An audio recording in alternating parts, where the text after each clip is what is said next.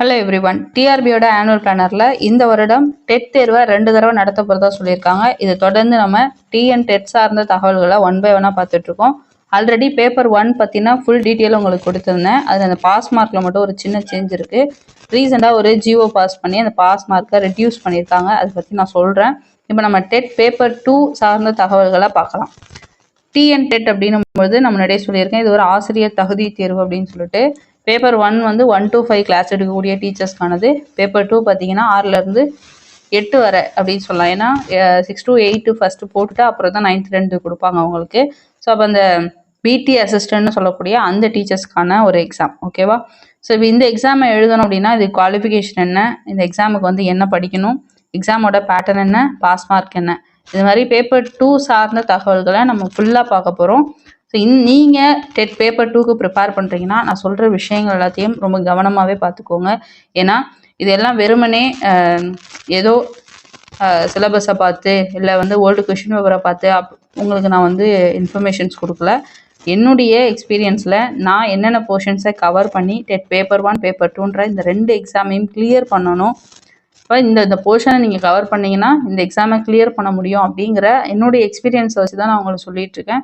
So நான் சொல்லக்கூடிய போர்ஷன்ஸை நீங்கள் டாப் டு பாட்டம் கவர் பண்ணிவிட்டு அதுலேருந்து வரக்கூடிய கொஷின்ஸ் எதையும் மிஸ் பண்ணிடாமல் கரெக்டாக நீங்கள் ஆன்சர் பண்ணிங்கன்னா உங்களாலேயும் அந்த டெட்டுங்கிற தேர்வை கிளியர் பண்ண முடியும். அடுத்து நியமன தேர்வுக்கு தயாராக முடியும்.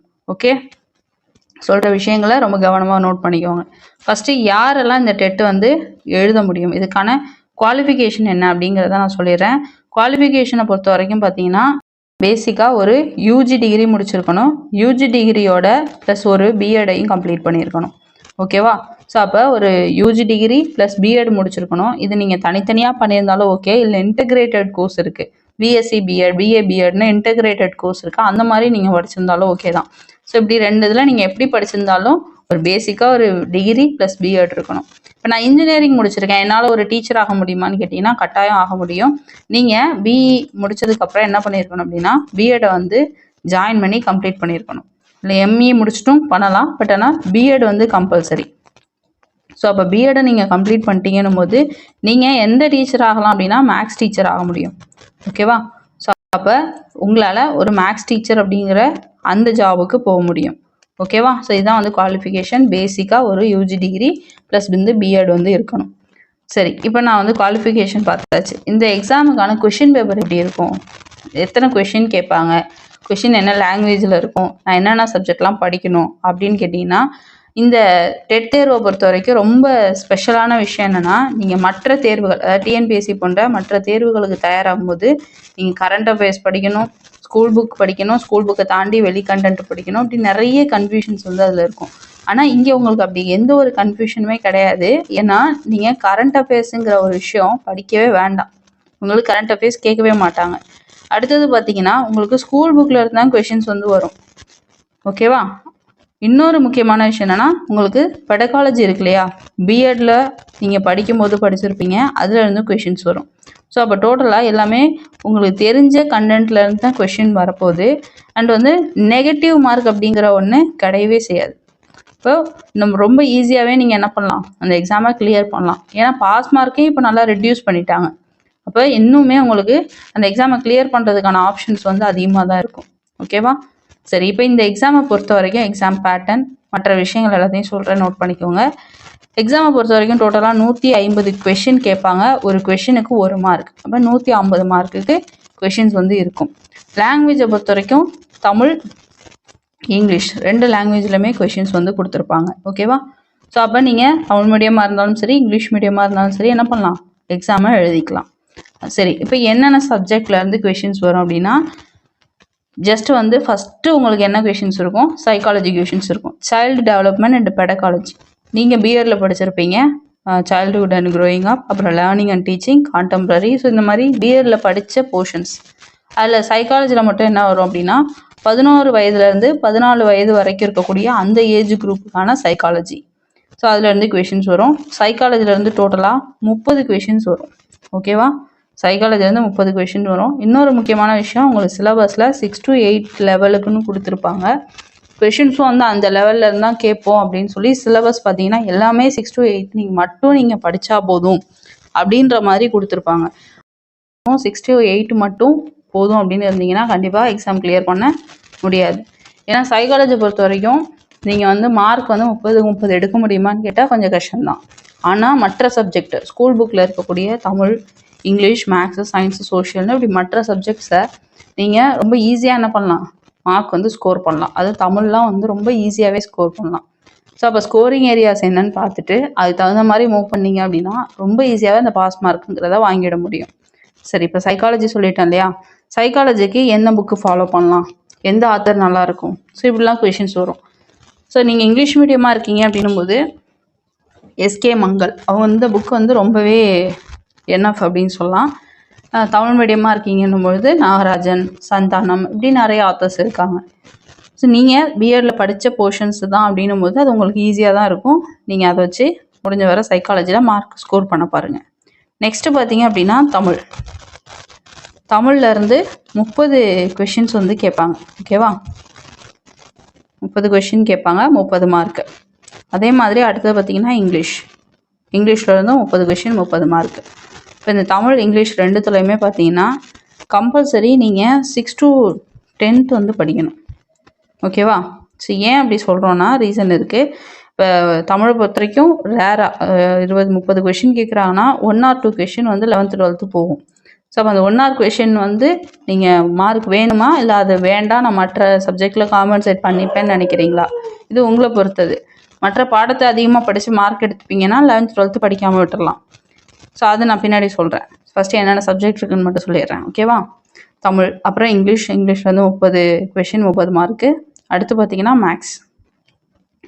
ஸோ இப்போ நீங்கள் படிச்சிருக்கக்கூடிய டிகிரி அது வந்து ஒரு சயின்ஸ் டிகிரி, அதாவது ஆர்ட்ஸ் டிகிரியாக இல்லாமல் சயின்ஸ் டிகிரியாக இருக்குது, பிஎஸ்சி அப்படின்னு இருக்குன்னா என்ன பண்ணுவீங்க, உங்களுக்கு மேஜரை பொறுத்த வரைக்கும் கொஷின்ஸ் வந்து மேக்ஸும் சயின்ஸும் வரும். ஓகேவா, அதாவது மேக்ஸ்லேருந்து 30 கொஷின் வரும், சயின்ஸ்லேருந்து 30 கொஷின் வரும். இதுவே நீங்கள் படிச்சிருக்கக்கூடிய டிகிரி ஆர்ட்ஸ் டிகிரியாக இருக்குது, அதாவது BA English, BA Tamil, BA history, இந்த மாதிரி பிஏ வச்சு இருக்குது அப்படின்னும் போது உங்களுக்கான அந்த சப்ஜெக்ட் பார்த்தீங்க அப்படின்னா சோஷியல் சயின்ஸ் நீங்கள் சூஸ் பண்ணிக்கலாம். ஆனால் அந்த சோஷியலில் இருந்து மட்டும் 60 கொஷின் கேட்பாங்க, 60 மார்க்குக்கு. ஸோ இது ஒன்று மட்டும்தான் உங்களுக்கு சேஞ்ச் ஆகும். யாருக்கு, சயின்ஸ் மேஜருக்கும் ஆர்ட்ஸ் மேஜருக்கும் இருக்கிற டிஃப்ரென்ஸ். நீங்கள் சயின்ஸை சூஸ் பண்ணுறீங்க அப்படின்னும் போது என்னது, மேக்ஸ்லேருந்து உங்களுக்கு கொஷின் வரும், சயின்ஸ்லேருந்தும் கொஷின் வரும். ஈவன் நீங்கள் பிஎஸ்சி மேக்ஸ் படிச்சிருந்தாலும் மேக்ஸ்லேருந்தும் கொஷின் வரும், சயின்ஸ்லேருந்தும் கொஷின் வரும். ஆர்ட்ஸ் மேஜருக்கு மட்டும் சோஷியல்லேருந்து 60 கொஷின் வரும். ஜஸ்ட் இதுதான் பேட்டர்ன். ஓகேவா, இப்போ எல்லாத்துலேயும் சேர்த்து பார்த்தீங்கன்னா உங்களுக்கு 150 கொஷின் இருக்கும். இதில் நீங்கள் எத்தனை மார்க் எடுக்கணும், என்னென்னலாம் படிக்கணும், அதை நான் அடுத்தது சொல்கிறேன். What to study. ஃபஸ்ட்டு இந்த சைக்காலஜி நான் சொன்னேன் இல்லையா, சைல்டு டெவலப்மெண்ட் அண்ட் பெடகாலஜி. இதை பொறுத்த வரைக்கும் நீங்கள் வந்து சொன்ன மாதிரி ஏஜ் குரூப் வந்து 11லேருந்து 14 வரைக்கும் இருக்கிற அந்த ஏஜ் குரூப்புக்கான சைக்காலஜி ப்ளஸ் சிலபஸை பொறுத்த வரைக்கும் நீங்கள் பிஎட்டில் படித்தது தான். இதை உங்களுக்கு யூனிட் வைஸ் பிரித்து கொடுத்துருப்பாங்க. ஓகேவா, அடுத்தது தமிழை பொறுத்த வரைக்கும் பார்த்தீங்கன்னா நான் முன்னாடியே சொல்லியிருந்தவங்களுக்கு இந்த இதை பார்த்தீங்கன்னாவே தெரியும். 6ஆம் வகுப்பு, 7ஆம் வகுப்பு, 8ஆம் வகுப்புன்னு சொல்லி 6 to 8 மட்டும் நீங்கள் படிங்கன்ற மாதிரி சிலபஸில் கொடுத்துருப்பாங்க. இந்த சிலபஸை நீங்கள் டிஆர்பியோட வெப்சைட்டில் இருந்து டவுன்லோட் பண்ணிக்கலாம். இப்போ தமிழ், இங்கிலீஷ், மேக்ஸு, சயின்ஸ், சோஷியல்னு எல்லாத்துக்குமே 6ஆவதுலேருந்து 8ஆவது வரைக்கும் படித்தா போதும்னு தான் கொடுத்துருப்பாங்க. ஆனால் அது மட்டும் கண்டிப்பாக படிச்சிங்கன்னா எக்ஸாமை கிளியர் பண்ண முடியாது. ஸோ நான் சொல்கிறத நோட் பண்ணிக்கோங்க. தமிழை பொறுத்த வரைக்கும் நீங்கள் 6 to 10th கம்பல்சரி படிக்கணும். சரியா, சிலபஸை நீங்கள் ஓப்பன் பண்ணி பார்த்தீங்கன்னா தெரியும், உங்களுக்கு பாக்ஸாக நிறைய கொடுத்துருப்பாங்க. அதெல்லாம் பார்த்து கன்ஃபியூஸ் ஆக வேண்டாம். ஜஸ்ட் நான் சொல்லக்கூடிய இதை மட்டும் நோட் பண்ணிக்கோங்க. என்ன படிக்கணும்னா எல்லாத்துலேயும் 6 to 10th போட்டு வச்சுக்கோங்க. எதுக்கெல்லாம் கொஞ்சம் ஹையர் லெவல் படிக்கணும் அதை நான் சொல்கிறேன்.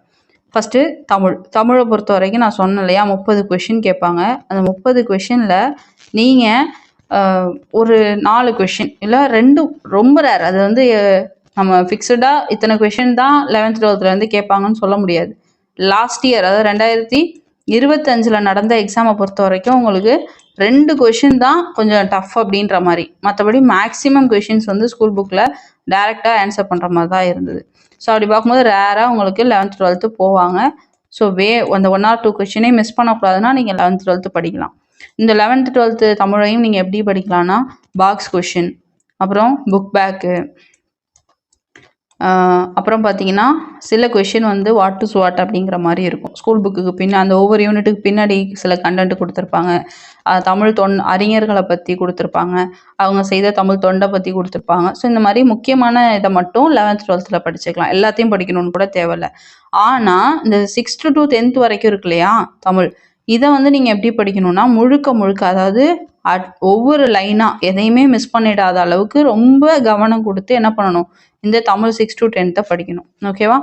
அண்ட் இன்னொரு இம்பார்ட்டண்டான விஷயம், ஒரு எந்த சப்ஜெக்டாக இருந்தாலும் சரி நீங்கள் படிக்கிற ஆர்டர் இது எப்படி இருக்கணும்னா, ஃபஸ்ட்டு வந்து அந்த முக்கியமான பாக்ஸு அங்கங்கே கொடுத்துருப்பாங்க இல்லையா, அந்த பாக்ஸ் கொஷின் படிங்க. அப்புறம் புக் பேக் படிங்க. புக் பேக்கையும் படிச்சுட்டு அதுக்கப்புறம் வாட் இஸ் வாட், அதாவது டேரெக்டாக சில கொஷின்ஸ் இருக்கும், அதை படிங்க. அதுக்கப்புறம் ரொம்ப டீட்டெயிலாக அந்த கண்டென்ட் என்ன கொடுத்துருக்காங்கன்றதை நோட் பண்ணி படிங்க. ஸோ இந்த ஆர்டரில் படிச்சிங்கன்னா உங்களுக்கு இன்னுமே ஈஸியாக இருக்கும். இது தமிழ். அடுத்தது வந்து இங்கிலீஷ். ஸோ இங்கிலீஷை பொறுத்த வரைக்கும் 11th 12th தேவையே கிடையாது. 11th வேண்டாம், 12th வேண்டாம். ஜஸ்ட்டு வந்து நீங்கள் 6th to 10th வரைக்கும் இருக்கிற இதை மட்டும் படித்தா போதும். அண்டு தமிழ் இங்கிலீஷ் ரெண்டுத்துலேயுமே கிராமர் ரொம்ப ரொம்ப முக்கியம். ஸோ கிராமர் வந்து மிஸ் பண்ணாமல் தெளிவாக படித்து வச்சிட்டிங்கன்னா இங்கிலீஷ்லாம் ரொம்ப ஈஸியாகவே மார்க் வாங்கலாம். அப்போ 6லேருந்து 10 வரைக்கும் இருக்கிற கிராமர், அப்புறம் அந்த போயம் இருக்கு இல்லையா, அதனுடைய அந்த சிமிலி, மெட்டஃபர், பர்சனிஃபிகேஷன், அந்த ஃபிகர் ஆஃப் ஸ்பீச்சு, மற்ற அந்த புக்குக்கு பின்னாடி இருக்கிற எல்லாத்தையும் தெளிவாக பார்த்துட்டிங்கன்னா அதுவுமே கொஞ்சம் மார்க் ஸ்கோர் பண்ண ஈஸியாக இருக்கும். நெக்ஸ்ட் வந்து மேக்ஸை பொறுத்த வரைக்கும் பேசிக் கான்செப்ட்ஸ்லேருந்துலாம் கொஷின்ஸ் வரும். அண்ட் வந்து கொஞ்சம் ஹையர் லெவல் கொஷின்ஸும் இருக்கும். அப்போ 6th to 10th கம்பல்சரியும் பண்ணணும். 11th 12th தேவையே கிடையாது. அப்போ இங்கிலீஷும் மேக்ஸும் மட்டும் நீங்கள் 11th 12th படிக்கவே வேண்டாம். ஜஸ்ட்டு 6th to 10th மட்டும் புரிஞ்சுட்டு படிச்சிங்கன்னா போதும். அடுத்தது சயின்ஸு. ஸோ இந்த மேக்ஸும் சயின்ஸும் பார்த்தீங்கன்னா ஆர்ட்ஸ் மேஜர் படிக்க மாட்டீங்க, சயின்ஸ் மேஜர் படிப்பீங்க. ஸோ அதை மட்டும் பார்த்துக்கோங்க. ஏன்னா உங்களுக்கு அது வந்து கஷ்டமாக இருக்கும். அதனால் மோஸ்ட்லி யாரும் அதை சூஸ் பண்ண மாட்டீங்க. சயின்ஸை பொறுத்த வரைக்கும் நீங்கள் 6th to 8th first complete பண்ணிவிடுங்க. அதுக்கப்புறமா அதாவது சயின்ஸ் வந்து சிலபஸை கையில் எடுத்து வச்சுக்கோங்க. சிலபஸில் என்னென்ன டாபிக் கொடுத்துருக்காங்களோ அந்த டாபிக் வைஸ் படிங்க. அது வந்து 6th to 10th கவர் ஆகக்கூடிய போர்ஷன்ஸாக படிச்சுக்கோங்க. அது நான் தமிழுக்கு சொன்ன மாதிரியே 1 or 2 கொஷின்ஸ் 11th 12th வரும். ஸோ அதுவும் வேணால் நீங்கள் 11th 12th சேர்த்து கவர் பண்ணிக்கலாம். ஆனால் கம்பல்சரி 6th to 10th படிக்கணும். சோஷியல் வந்து உங்களுக்கு டோட்டலாக 60 கொஷின் கேட்பாங்க. ஸோ அதனால் 6லேருந்து 10ங்கிறத விட 6லேருந்து 12 வரை படிச்சுக்கோங்க. அதுதான் கரெக்டு. ஓகேவா? 6 to 10 ஃபஸ்ட்டு படிச்சிருங்க. அதுக்கப்புறம் 11th 12th படிங்க. அதுக்காக 6th to 10th படிக்காமல் 11th 12th போய் படிக்கக்கூடாது. அதையும் பார்த்துக்கோங்க. ஏன்னா உங்களுக்கு 60 கொஷின் கேட்குறாங்க. ஸோ வந்து என்ன பண்ணும், அந்த 60ஐயும் நீங்கள் வந்து வாங்கணும் போது கண்டிப்பாக உங்களுக்கு ஹையர் லெவல் கொஷின்ஸ் வந்து அதில் இருக்கும். சரியா? ஸோ அப்போ ஸ்டாண்டர்ட் வைஸ் பார்க்கும்போது இதுதான். நெக்ஸ்ட்டு பார்த்தீங்க அப்படின்னா பாஸ் மார்க்கை பொறுத்த வரைக்கும் பேப்பர் 1 பேப்பர் 2 ரெண்டுத்துக்குமே ஒரே பாஸ் மார்க் தான். லேட்டஸ்ட்டாக ஒரு ஜிஓ பாஸ் பண்ணியிருக்காங்க. அந்த ஜிஓவில் என்ன கொடுத்துருக்காங்க அப்படின்னா ஓசி கம்யூனிட்டி. ஸோ அந்த ஓசி கம்யூனிட்டிக்கு எந்த ஒரு சேஞ்சும் கிடையாது. அவங்களுக்கு வந்து வெறும் 90 மார்க் அப்படிங்கிறத மாற்றவே இல்லை, அப்படியே வச்சுருக்காங்க. பட் மற்ற community BC, BCM, MBC, DNC, PWD இவங்க எல்லாருக்கும் முன்னாடி 82 அப்படின்னு இருந்தது. அதை என்ன பண்ணிட்டாங்கன்னா ரெடியூஸ் பண்ணி 75 அப்படின்னு கொண்டு வந்துட்டாங்க. அதே மாதிரி எஸ்சி, எஸ்சிஏ, எஸ்டி இவங்களுக்கெல்லாம் 60 அப்படின்னு பாஸ் மார்க்கை ரெடியூஸ் பண்ணியிருக்காங்க. ஸோ இதுக்கு வந்து அஃபிஷியலான ஜிஓங்கிறது வந்துட்டு, ஸோ இனி நீங்கள் டெட் எழுத போகிறீங்கன்னும் போது உங்கள் எல்லாருக்கும் இதுதான் பாஸ் மார்க். ஸோ அப்போ ஜென்ரல் கேட்டகரியில் வரவங்களுக்கு எந்த சேஞ்சும் இல்லை, அவங்கள விட்டுறலாம். மற்ற எல்லாருக்குமே வந்து இந்த பாஸ் மார்க்குங்கிறது 75 இல்லை 60 அப்படின்னு குறைச்சிருக்கிறதுனால உங்களால் ரொம்ப ஈஸியாகவே அந்த பாஸ் மார்க்கை ரீச் பண்ணிட முடியும். ஸோ வந்து நான் சொன்ன அந்த போர்ஷன்ஸை கரெக்டாக பிளான் பண்ணிவிட்டு படிச்சிங்க, அந்த போர்ஷன்ஸ்லேருந்து வரக்கூடிய கொஷின்ஸ் எதையுமே மிஸ் பண்ணிடாமல் எல்லாத்துக்கும் கரெக்டாக ஆன்சர் பண்ணிங்க அப்படின்னா கண்டிப்பாக உங்களாலேயும் அந்த டெட்டை வந்து கிளியர் பண்ண முடியும். ஓகே, ஸோ இந்த தகவல் எல்லாம் கண்டிப்பாக உங்களுக்கு யூஸ்ஃபுல்லாக இருந்திருக்கும். அண்ட் இதில் எல்லாத்தையும் விட ரொம்ப முக்கியமானது படிக்கிற போர்ஷன்ஸை அடிக்கடி டெஸ்ட்டு அடித்து பார்க்கணும். ஸோ அது ரொம்ப ரொம்ப முக்கியமானது. அதுக்கு தகுந்த மாதிரி உங்களோட ப்ரிப்பரேஷன்ஸை பிளான் பண்ணிக்கோங்க. ஓகே, டெட் பேப்பர் 1க்கும் பாஸ் மார்க் வந்து இதுதான். ஸோ இதே பாஸ் மார்க்கை நீங்களும் யூஸ் பண்ணிக்கலாம். ஓகே, இந்த தகவல் எல்லாமே உங்களுக்கு பயனுள்ளதாக இருந்திருக்கும்னு நம்புகிறேன். அடுத்து வேற ஒரு தகவலில் பார்க்கலாம். தேங்க்யூ.